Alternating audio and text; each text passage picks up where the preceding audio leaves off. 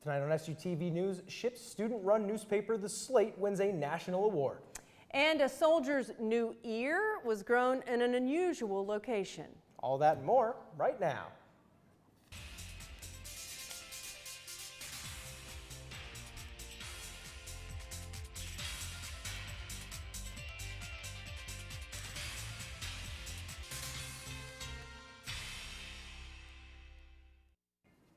Thanks for joining us on SUTV News. I'm Kim Garris. As is tradition on the last show of the semester, I, as advisor of SUTV, have shared the anchor desk with a graduating senior. And while I am no longer advisor, I have worked with this senior for the last 4 years. And I'm Jake Gillespie, that very same graduating senior. Welcome to the very last show of SUTV News this semester.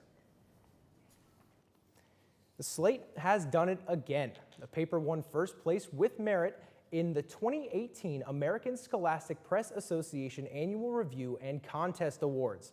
The Slate was one of 5 schools to receive the highest honor. SUTV's very own Kayla Brown won the Outstanding Sports Photography Award. She said she was surprised by the award and even offered some advice. Basically just be open to trying new things. That's basically what I did. When I came here, I just joined a bunch of clubs and just tried to see, just do things that I never did, like in high school before that. To learn more about the award, visit SUTVnews.com. And for the first time in school history, 2 Shippensburg students received the Fulbright U.S. Student Program Award in the same year.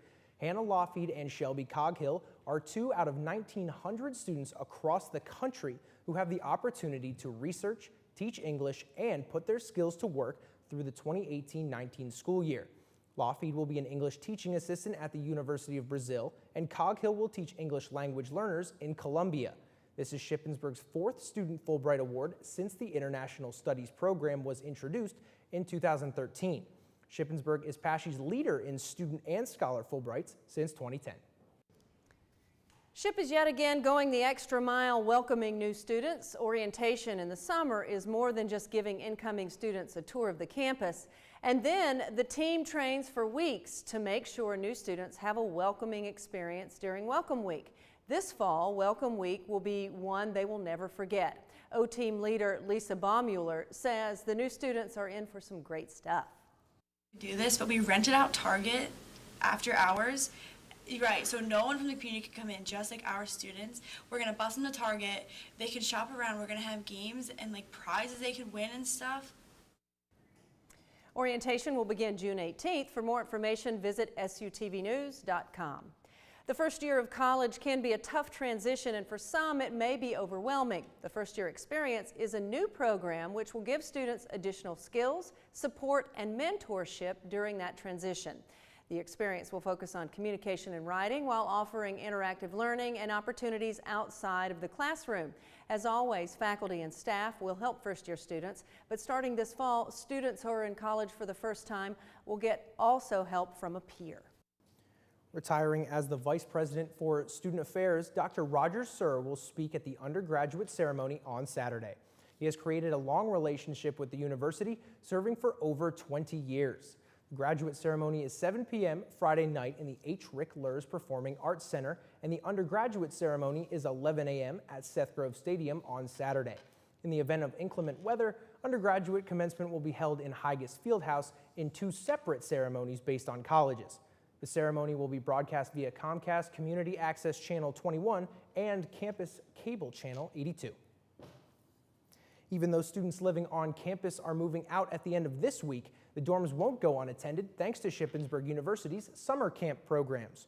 For all children and young adults ages 8 to 18, summer camps vary from volleyball to chemistry. Campers stay in the air-conditioned dorm rooms from June to August, exploring new activities and academics, and hopefully what it's like to be part of the SHIP family. To register, you can go online or email sucamps@ship.edu. A 104-year-old Australian scientist who had campaigned for the legalization of assisted dying in his home country has ended his life at a Swiss clinic. David Goodall, a respected botanist and ecologist, died this afternoon at the Life Circle Clinic in Basel, Switzerland, after administering a lethal drug under the guidance of doctors. Exit International, which represented the scientists, said Goodall passed away while listening to Beethoven's Ode to Joy. Scientists are worried Kilauea volcano on Hawaii's Big Island could blow. Researchers are especially concerned about the rapid lowering of a lava lake in one of its craters. If it falls deep enough to hit cool groundwater, it could produce steam, sending lava flying into the air. The governor is asking the federal government for help by issuing a disaster declaration.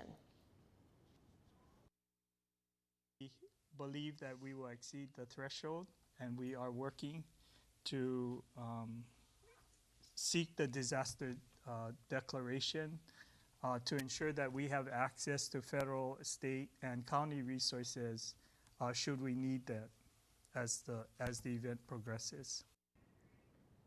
Researchers say the volcano's current behavior is mimicking what happened in 1924 when it saw a massive eruption. That disaster threw blocks weighing 14 tons into the air and sent ash up to 20,000 feet.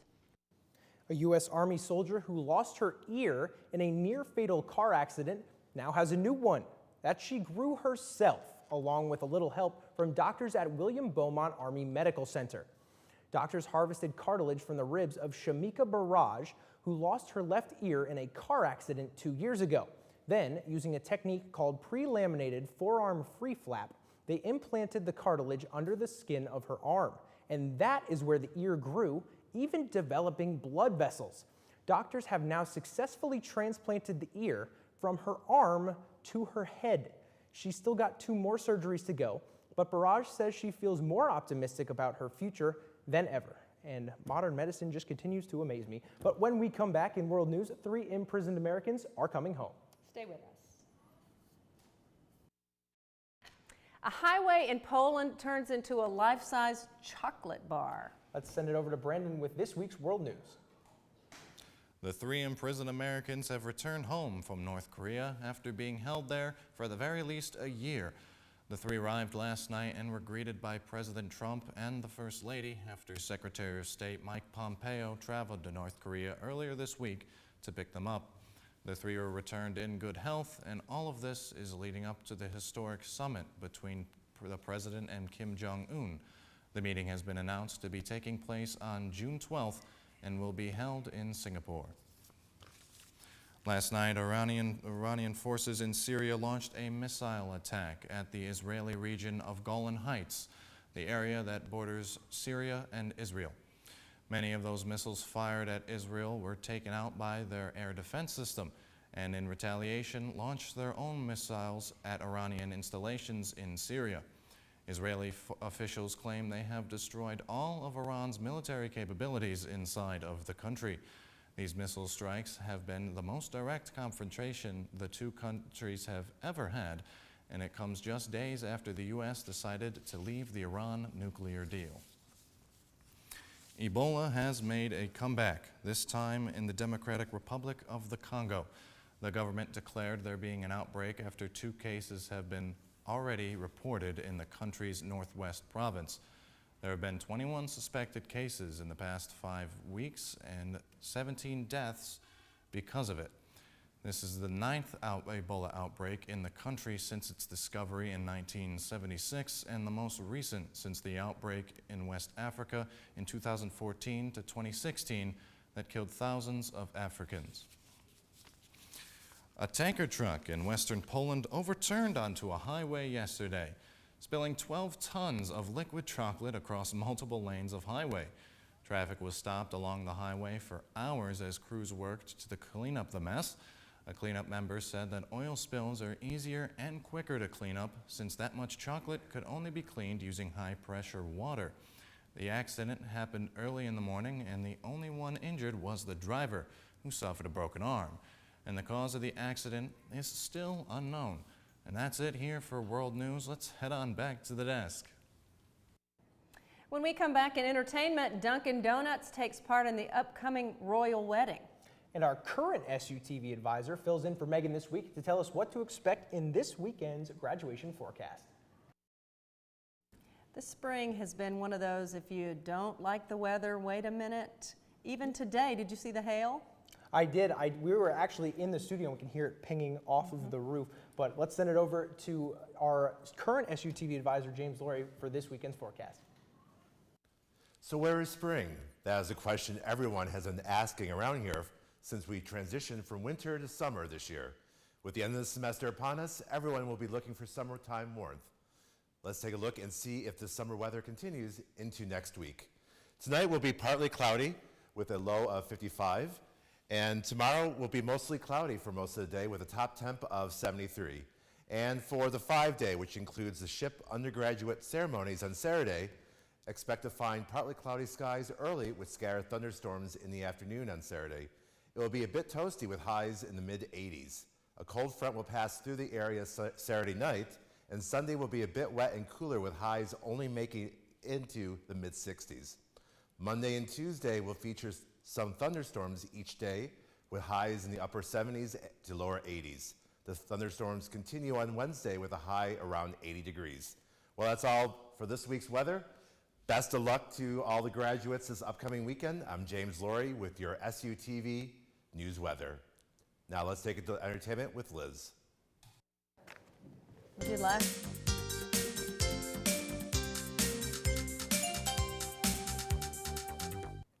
Richard Gutfield of England discovered his black miniature schnauzer was missing from his home after delivery from Amazon. Gutfield posted the puppy's disappearance on Facebook and on a UK lost dog website. He even directly emailed Amazon CEO Jeff Bezos, asking him to investigate. An employee, Rob, who was monitoring the email, decided to take on the case. Turns out the delivery man did not work for Amazon. Rob investigated more and returned the pup to Mr. Gutfield. Amazon issued a statement saying, "This is inexcusable and does not reflect the high standards we have for our delivery partners. We take these matters very seriously." Charlie Sheen is coming up against a woman who claims he exposed her to the HIV virus by failing to disclose his diagnosis. The woman, who is identified as Jane Doe, sued Sheen last June, alleging he lied about being HIV positive and exposed her to the virus. The suit does not officially name Sheen as the defendant, but was identified as having given a nationally televised interview in November 2015 to announce his diagnosis, which was the exact day Sheen gave an interview on The Today Show. Sheen alleges Jane Doe is an extortionist who bounced around from rich guy to rich guy before meeting him. He also alleges she has attempted to extort millions of dollars from him by publicly disclosing his medical condition, even though she signed a disclosure agreement. Dunkin' Donuts is getting the royal treatment. To celebrate the upcoming wedding of Prince Harry and Meghan Markle, Dunkin' Donuts is releasing a limited edition donut. The treat is heart-shaped, filled with jelly, and topped with chocolate icing and strawberry drizzle. The Royal Love Donut will only be available from May 14th to May 20th at participating locations. For SUTV Entertainment, I'm Liz Vanette. When we come back in sports, rain delays dampen the mood for Ship baseball. And men's and women's track and field have another good showing at the PSAC Championships.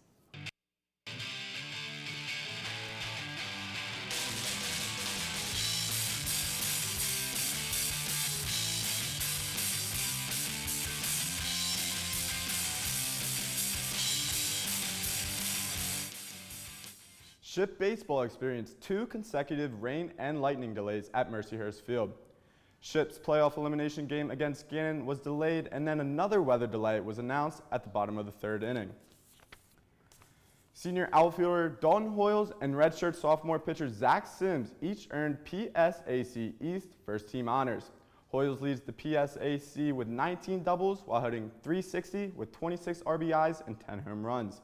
Sims leads the conference with 9 wins and ranks 4th in strikeouts with 81.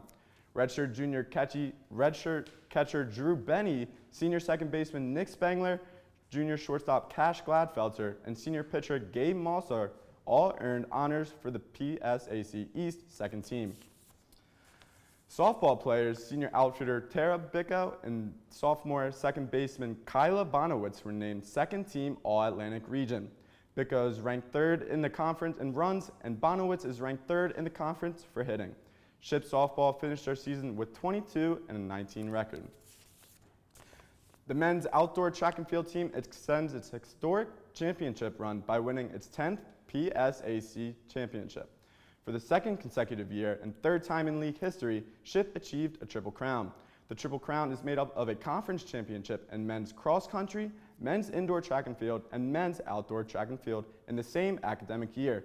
Senior Bryce Pearson was named the most valuable field athlete after winning championships in discus and hammer while placing 4th in the shot put, scoring a total of 25 team points. Teammate redshirt junior Austin Shupp was named the most valuable athlete after finishing 2nd in the 110 meters, 3rd in the 400-meter hurdles, and 6th in the long jump. Shupp also contributed to a 2nd place finish on the 4x4 relay and a 4th place finish on the 4x1 relay. Shupp was responsible for a total of 30 team points. Women's outdoor track and field won yet another conference championship on Saturday, bringing home their 9th consecutive title. Women's track finished the weekend with 156 points and 25 athletes placed.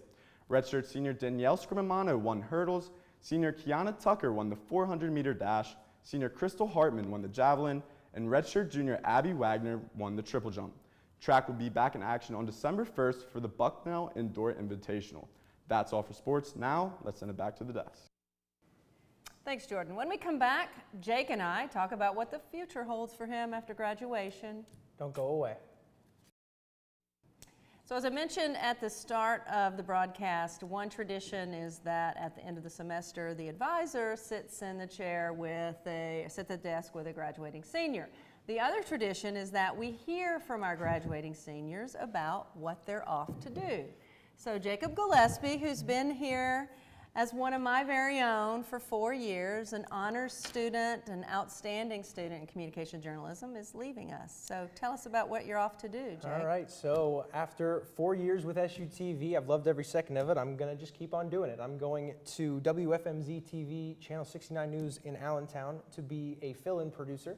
Essentially just, there are so many producers at that station. Whenever one's on vacation or sick, they're going to call me up. I'm going to come fill in. And I'm also going to be doing some web writing for them. So I'm really looking forward to it.